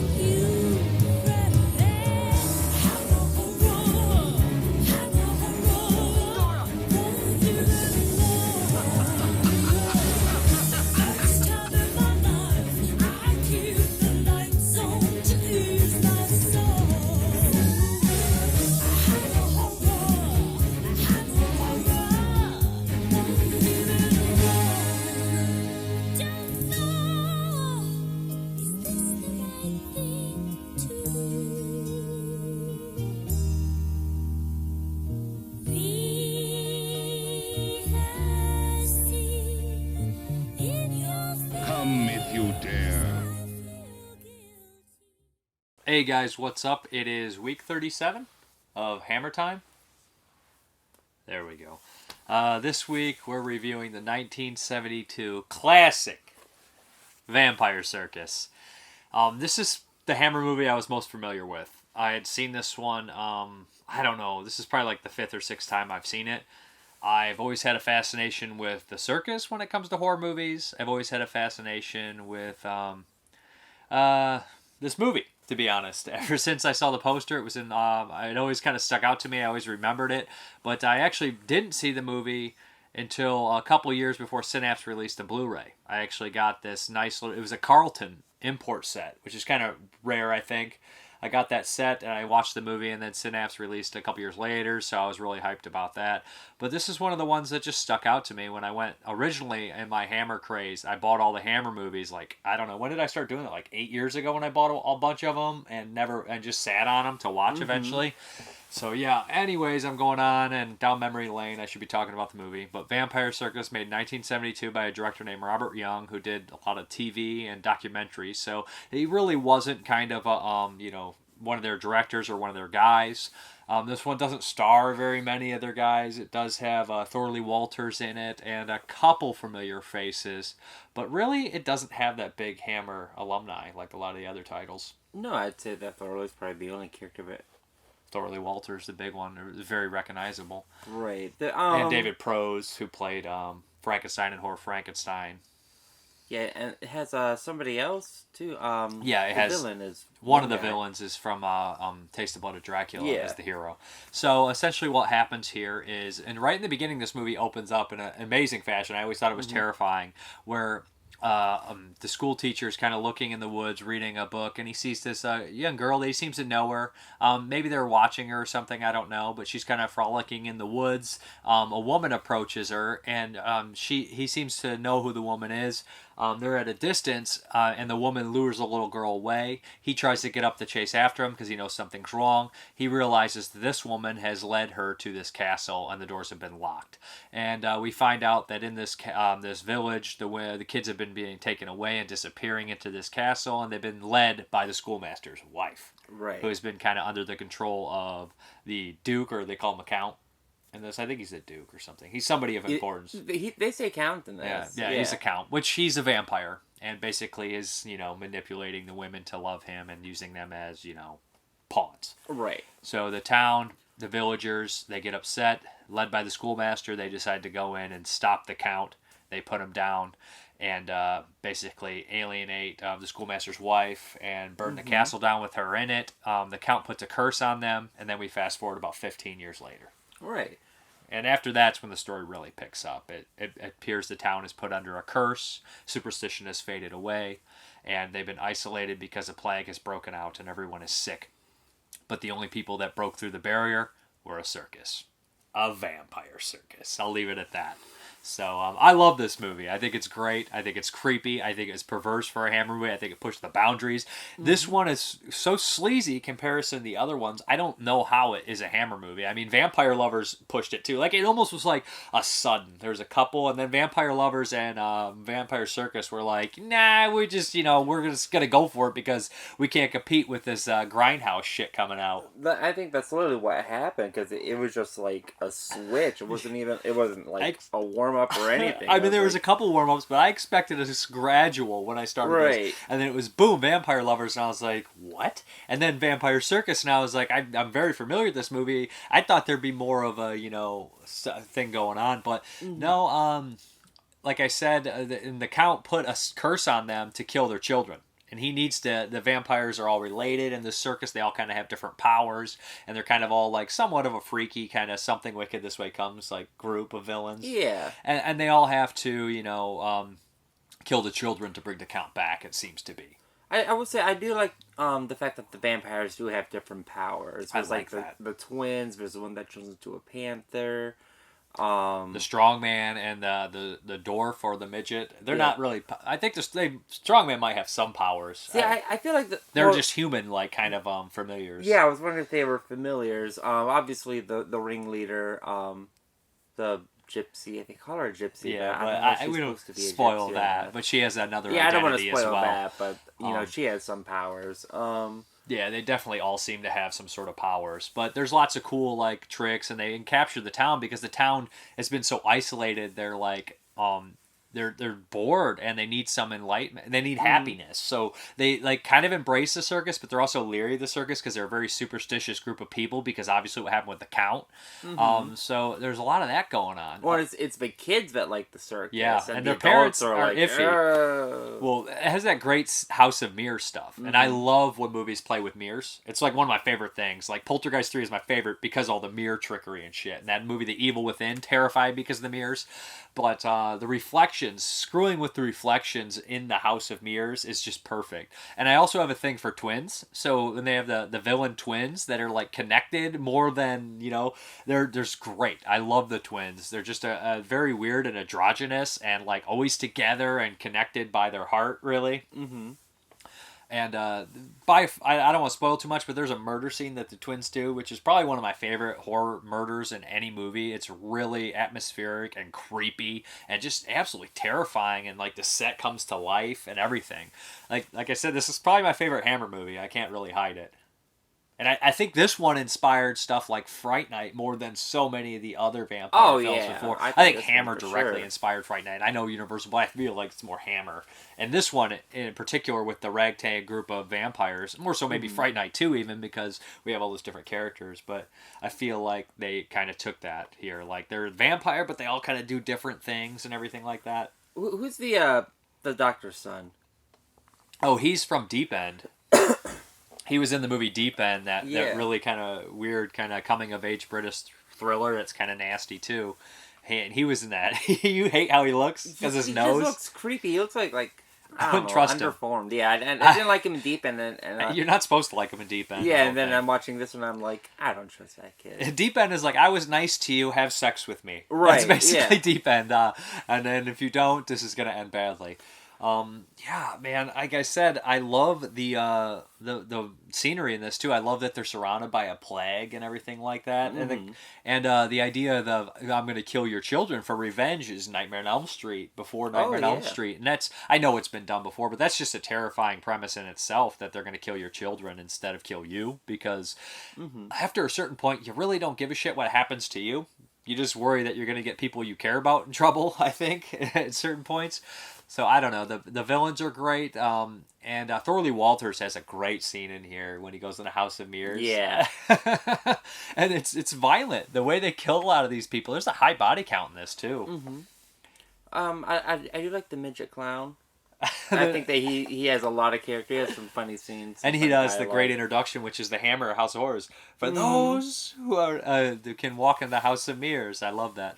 Yeah. I don't know. I can't say anything negative. I know some of the post effects weren't completed with the bats, and that looks kind of corny and everything like that. But yeah, I mean, there's some, I have a hard time like commenting on like effects, especially from 72. Yeah, because it's like they cut this guy went over budget. He went over time and everything, and they just said, nope, we're not going to finish it. Fuck you. And that's how Hammer was. And I know some people are like, this one's kind of a failure, but I don't think you guys, like, a lot of people are like, yes, I want to see the same 30 fucking movies over and over again. Right. I don't. They're okay and they're decent. I know that worked for Universal, and I love a lot of those, but I really don't want to see that. They do it with Hammer a lot of times. It's the same story over and over again, and it gets old. They get forgettable. You're not going to forget Vampire Circus. Right. It's completely different. You have like when you look at Hammer, you have your like family psychology thrillers. It's like psycho ripoffs. Yeah, like they all ran together for me. The science fiction kind of stood out, but science fiction is unique here. It's like very the Frankensteins, the Draculas, the mummies. I'm like. Even the Gorgon and the Reptile were more or less kind of the same thing going on. I mean, some of them stand out. Some of the Frankensteins take some big chances. Yeah. While some of the they swing for the Frankensteins kind of seem to swing for the fences, and either they fail or they do great. But when they not all of them swing for the fences. When they swing for the fences, they're usually really good. Yeah. When they don't, they're really poor. Right. You know what I mean? And with the Dracula ones, they just seem to get, when they embrace the campiness, they get great. I feel like the Draculas just run together for me. Yeah, they run together. But, like, some of them stand out. Well, this one is, like, probably the most unique of the vampire movies, I think. And Vampire Lovers so far. Yeah, and I'd say that these two really don't feel like Hammer movies. I mean, they do. You still recognize some of the same set elements. You still see, the same cast of characters. But I can imagine that at this point when these two came out, they're like, some of the older people that went to see the Hammer movies, they're like, oh my god, like monocle falling out of eyes shit. Or they were like the husbands who were like, this is appalling, right? And he's like, there's that dance sequence where they have that whole sexual dance sequence with the snake lady, and she's wearing a merkin, but I don't know, she goes up and it's just not really a point to wear the merkin because I can see everything anyways. So it's like, what? And it's shaved, so it's that's, I guess, more graphic than I expected. I don't know. This has got to be, this and Vampire Lovers have pretty much. These are probably the most in terms of nudity, the most graphic. Yeah. I don't think that these ones are particularly violent. Oh yeah, they're gory. I mean, they're gory. A man is set on fire. Yeah. Remember what happens to the dwarf? I laugh at it. I don't know, I'm sick. But the way they frame it and everything, it's like a reverse shot. Right. But I don't know. I mean, I guess when I say violent, I don't know. Violence is really weird with me. I don't think that very graphic gore does anything for me. But some of the stuff in Cater Mass 2, them melting. And you don't even see it, but to me that kind of freaked me out more than some of the stuff we've seen in this. But violence and gore are not the same thing. Yeah, that's true. Wild Bunch is very violent. It has gore, but it's not super gory. I mean, in today's terms, but it's violent. Terminator is very violent. It's not overly gory, but it's violent. The Hitcher, those are violent. Shooting, killing, yelling, screaming. Henry's violent, but not gory. I don't think that this one is a very violent movie. I think it's gory. It's gory. It's got some gore. It's got gore. Just a little bit, vampire gore. But I love it. I'm going to rate it a 9 out of 10. Maybe even higher. 4 out of 5. Okay, here we go. This is in the... It's not in Video Terror on Tape, but it is in John Stanley's Creature Features. And where are we at here? Okay. Vampire Circus, 1972. 3 out of 5 star. 3-ring Hammer midway of horror. Set in 1810 Serbia in a village racked by plague. Paying a visit to the community is a big top with low entertainers. Vampires and other types capable of transmutation into animals and grotesque night creatures. The owner of the circus, a vampire himself, is seeking revenge against those who murdered his cousin. Graphically gory in the Hammer tradition, directed by Robert Young. Oh, and it has Adrian Corey, Thorley Walters, David Prose, which is cool because Adrian Corey was actually in Clockwork Orange. Oh, She yeah, was in- that's right. so That's right. That's where I recognized her from. She looked familiar. I really like this one. Next week is Countess Dracula, and I hear iffy things about this one. Ingrid Pitt's in it. Okay. Not a Karstein trilogy. Oh, it's not? No. Okay. Countess Dracula. So, like I said, I love this one. I feel like the circus is underutilized in horror movies, and I feel like this movie is a good monster mash because they're all vampires, but they're different types, so they feel like different kind of characters. And very rarely are the more than one monster in a Hammer movie. Mm-hmm. I mean, they have the Dracula Brides, but more than one type of monster. This is about as most monster mash as you can get in a Hammer movie. That we've seen so far. I don't think there is multiples. I don't think there are going to be multiples, but like I was hoping we get, I wish they would have done the cross universe like Universal did, like, you know what I mean? Reptile versus the Gorgon. I mean, when you have your entire staff as in every single movie, I think it is hard to... Well, the Universal ones are like that too. I mean, Bela Lugosi played Yeah, Dracula, that's true. Frankenstein, and he was in the Wolfman. Well, who played the Wolfman in the crossovers? He was in the Wolfman. He never played the Wolfman. Lon Chaney Jr. always played the Wolfman in the Universals. No one was not. Oh yeah, the no, Wolfman. Bela Lugosi was the Yeah, he was the gypsy the guy. gypsy guy. Yeah. So I mean, like, yeah, they use the same guys. They popped up all the time, and then there's other people too that were smaller roles, but and then even people filled in for Dracula. Bela Lugosi only played Dracula twice. I mean, like, it's not unfeasible, really. What's Peter Cushing going to play? Is he going to play Van Helsing or he's got to play the Baron. The Baron. Yeah, he can't. He can't play man. Because then, how are you going to have Van Helsing kill all these creatures of the night if? I mean, Peter Cushing's so young. He's such a young whippersnapper. He should be able to play both young, roles. strong, athletic man. Yeah, He's such a young man. It'd be a shame if something happened to him. If I say that, he's such a young man. He's like 60 in the Mummy movies. Like, but anyways, love it. Next week, Countess Dracula. You good on this? I'm sure. Yeah, I'm fine. For all who are willing to pay the price, we invite you to go through the mirror of life.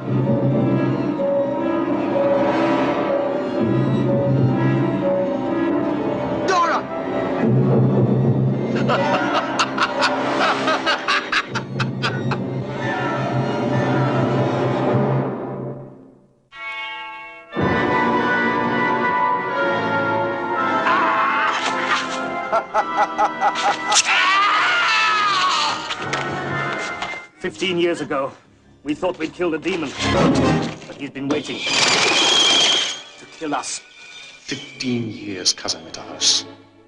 But now we are here to free you, to give you life. But must they all die? All!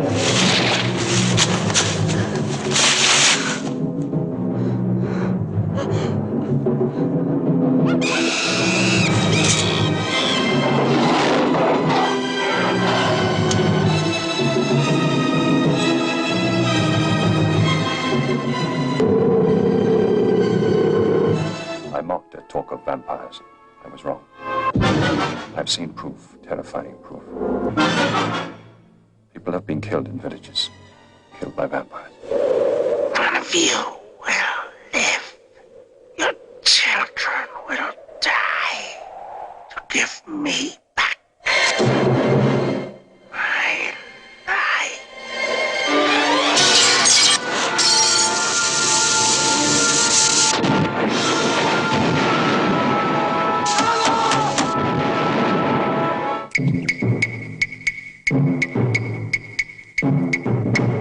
Your child is missing.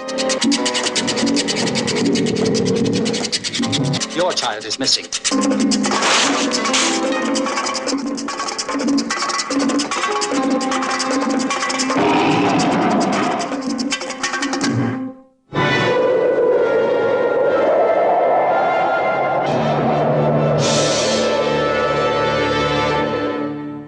Okay, guys, let's hop into these questions. Dan the cameraman. Listening to recent episodes, I've noticed you mentioned various indie horror Kickstarters, Indiegogos. Is there one currently going on you'd like to mention? So, we can donate to.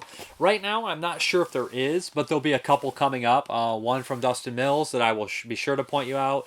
I'm in that one, and I had a great time. It was filmed like a few years back, so yeah, I'll point that one out. And there is another one that, not an Indiegogo, he just had one, but the movie should be released within this year, called Feaster Sunday, that I just had a little small role in. That should be fun. So I can't think of any Indiegogos, but from now on, if I see one that interests me, or I know some of the people involved and I think it's going to be a good product or a decent product, I will share it. So yeah, not one right now, not off the top of my head. What's your favorite cut of Dawn of the Dead? The extended, followed by the theatrical, followed by the Euro cut, I think. What's a good memory you've had meeting a celebrity at a convention? Oh, I've met a bunch, and I've never had really a terrible experience. I'm trying to think of one of my best. Meeting Fred Vogel, because I actually became kind of like friends with him, and it was in one of his movies and stuff like that. Would hang out with him every time I go. So that's a good experience, but let me think of a couple others. Meeting David Hess was cool, even though it was very brief. Michael Berryman was very nice. He was a very nice guy. So that was, but I got to meet George Romero, and that was pretty much a highlight of my life. So probably George Romero, even though it was just very briefly. I wish I would have went further into it, but I just told him that he was an idol of mine, and I said, you probably hear this all the time, you're an idol of mine, but he said, yeah, you can never hear that too much, and kind of just laughed and everything. It was nice, but I wish I would have prepared something a little bit better. Because he's pretty much my favorite director, my favorite hero. He's one of the only people that I kind of idolized. So, Nick Mua, what did you think about Ricky Gervais's speech, monologue at the Globes? Did he finally go too far? I'm not familiar with the guy as far as his comedic act or anything like that, and I didn't really care about the Golden Globes. I always say Golden Globe now because that movie, but Golden Globes. So I do know that amongst a lot of people that I know, or just everyday people, they're tied to celebrities telling them their political opinion. They're like, you shouldn't use your power to say that, or sports athletes, yada, yada, yada. And I can understand that to a certain extent. They're like, they don't know nothing about politics, and then they'll spout out their politics like they know more about it. So it's all hypocrisy anyways. But I understand the point that people don't like people that think they're better than them telling them what to do. If it's politicians, if it's celebrities, if it's athletes, yada, yada, yada. People would have special privileges telling you what's better for your life. It gets annoying, whatever they're telling you, either way. I understand that to a certain extent. Do I think that, in a certain way, I think that made a lot of people happy to see it, because it's somebody from, I guess they would consider the Hollywood elite, telling the Hollywood elite that not everyone is like that. And I think that, a lot of people in Hollywood get typecasted into that, that group that, but they're not. A lot of people just want to get their awards. They think there's a time and place for that. I don't hate celebrities that do it. I don't love celebrities that do it. Sometimes I think they go too far with it. Sometimes I don't care. But for all in all, I really don't care. If I don't like what they have to say, it doesn't change how their performance was for me. I don't have to watch him, and I don't know if he went too far. It seemed like he really didn't care. I don't know if that's an act or not, but it seemed like he probably wanted to stop doing these, so maybe he went too far on purpose. But that's true. They're on a couple of those things he said. I agree with. The Marvel people are definitely on steroids. You don't get that in good shape for 3 months. Without taking steroids. So, that big. It's the mass. It's not the ripness. It's the mass. And other things like that, too. Why do you think people are so easy to forget when a celebrity crosses the line or breaks the law? I don't think they are, actually. I think that we have a cancel kind of culture now. Sometimes people do things that are unforgivable, that they shouldn't be. But like I said, I don't think that a lot of them are easily forgivable. Occasionally people get away with it. Some people can get away with anything. And while other people, if they're decent their whole lives and do one bad thing, they're done. They're canceled. And I'm not saying beating somebody up or something. You know what I mean? Certain circumstances, yeah, go away. You're bad. Like Kevin Spacey or Weinstein. Those people, they need to go because they've done unspeakable things to multiple people. But sometimes if you just slip up on Twitter and say something stupid, you're canceled. And, everybody makes mistakes, okay? So, I don't know. I don't think that it's easy to be forgiven. Back in the day, I do. I think they swept that under the rug and we never knew anything about it. But now I think with the internet and the media so prevalent everywhere, 24-hour news cycle, we hear everything. And it's, so it's boom, right there. I don't think they are. I think some are, but most aren't. By your singing voice is decent. I've heard a lot worse from so-called professional singers, especially when they're singing live. You, sir, are a suck-up. I am terrible. Okay, we have answers here. I said, what movies make you hungry? And Mr. Tony the Dead said, I have this thing. I have to eat vanilla sandwiches, cookies whenever I watch Dawn of the Dead. Captain Telzar from Twitter says, Big Night for sure. Tipsy Land says, Raw, LOL. Timo Siwa Wald says, Peter Jackson's Brain Dead, haha. Then we have Nick Mua, films that have always made me a bit peckish. The fantasy scene in Spielberg's Hook, Red Dragon, Hannibal eating while smocking Dr. Chitlin. Is it Chitlin? I don't remember that guy's name in the movie, and I don't. At the same time, The Cook, The Thief, His Wife, and Her Lover, of course, Indiana Jones and the Temple of Doom. Lastly, Beetlejuice. Andrew DMB. Oh yeah, and the movies that made me hungry or make me hungry. Well, I do have to say I never watch cooking shows for that reason. It'll just make me hungry and then angry because all I have to eat are Pop-Tarts. But movies, here we go. Chef with John Favreau and Burnt with Bradley Cooper. I think only real food-based movies that I've seen. But TV-wise, and I know this may sound sick to many people, but the show Hannibal. I don't know. He just always made some crazy gourmet shit that looks so good. Def can't put down his cooking skills. That's for sure. But to know most of it, not all of it came from human. It's Def a little more than upsetting weird shit. But I'm telling you, if you've ever seen the series, let me know your thoughts on that. And also let me know in each video how you decide what particular question to ask. I'm curious. Anyway, Dave Rambling, I just randomly come up with it. Sometimes this one, it's kind of, I don't know. This question of the week, I guess I just thought of. I think of them when I'm writing up my outline. And sometimes they change before that or not. Then we have Ilk Vomit. Great question of the week. As I just finished rewatching Teenage Mutant Ninja Turtles 2, The Secret of the Ooze. I swear if you're not hungry for pizza within the first 2 minutes of the opening of that movie, you legit must not have a soul. Zach Nolan, I feel compelled to give an old answer. AC/DC, he's basically saying, I think his favorite movie-related songs. AC/DC, Who Made Who, Maximum Overdrive. I thought 100 people were going to name that one. I always have dinner watching South Park. I think something about Cartman makes me hungry. Front Desk Matt, one of my top 10 movies always makes me hungry. Defending Your Life. One of the plot points of Judgment City is that you can eat all you want. Has no physical effect, don't gain. Wait, all the meal scenes they talk about makes me hungry every time. Viper Rose 1978, great review. Okay, this is going to sound weird. Nightmare City is one of my favorite movies. For some reason, I find myself extremely hungry after watching it. No idea why at all. Good to see you back in the new year. Keep that beard growing. What beard? Claire Bear, Willy Wonka and the Chocolate Factory makes me rumbly in my tumbly, and even though the food looks gross in Good Burger, I always want fast food after I watch it. Stan Moreland, Willy Wonka, Dustin Morovic, Street Trash, David Gibson, Necromaniac. Ugh. You know what makes you real... Lucker the Necrophagus, or whatever the hell it is, that movie makes me want to throw up. Lindsay Denenberg, The Sword and the Stone, Justin Burning, Hook, Julie and Julia, Chef, and Goodfellas. Michael Solers, first few minutes of Teenage Mutant Ninja Turtles 2 with the pizza eating montage. Marko Vitnian, a Serbian film. Stop it. And then Watson post underneath, you give me a triple feature Serbian film, Night Train Murders and Psycho 98, and I'm having a feast. Limp Bizkit represent y'all. I hope it's a feast of poison. Then we have Jeremy Connor, Simply Irresistible. Damon Mikakane, Salo. Jack Polans, Tempopo and Babette's Feast. Angela Jane Nagy, Feed. Ugh. Feed. Ariel Payne, Real Talk. The stuff makes me want marshmallows. And then Nagny also mentioned Sweet Movie, which makes me want to throw up. Kenny Bates, Requiem for a Dream or Evil Ed. Scott Shermer, I had a videotape for Hungry. I'm not even going to repeat this, Scott.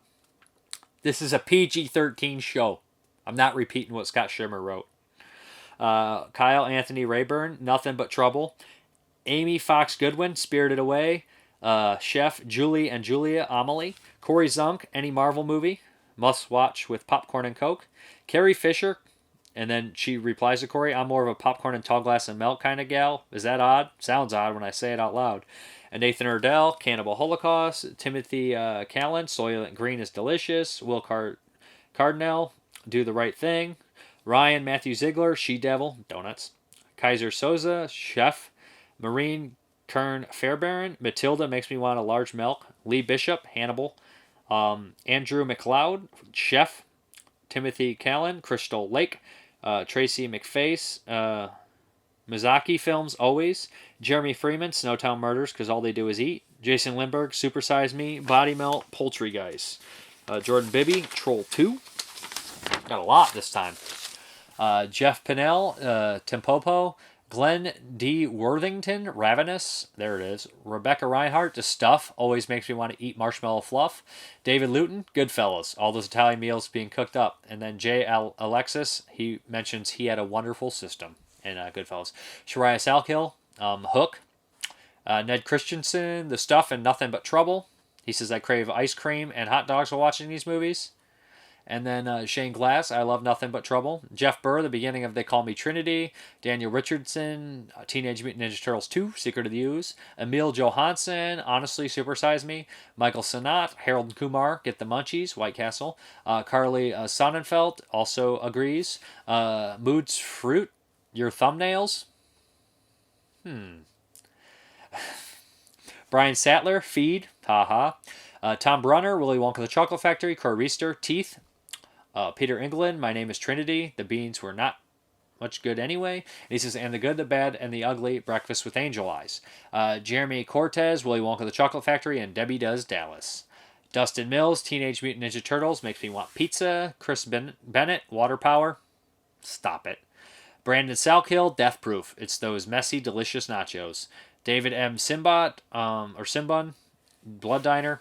Mike Parker, Hook. And we have a couple more. Shajin Barbarian, Bloodsucking Freaks. There's something about a cold cock sandwich that makes my tummy rumble. And Barry O'Connell, 9.5 weeks. Then we have Question of the Week. I want to know the most embarrassing correction you've ever had when it comes to movies. Like, have you ever been like, that's directed by so-and-so? And it's like, no, that's directed by so-and-so, you idiot. Have you ever made, like, such a bad mistake? And what's the biggest mistake you've made? And what's the biggest correction you've had? You know, basically when you're talking about movies. So what's the biggest mistake you've had? Like, when you made up on accident. Jeez, let me rephrase this question, guys.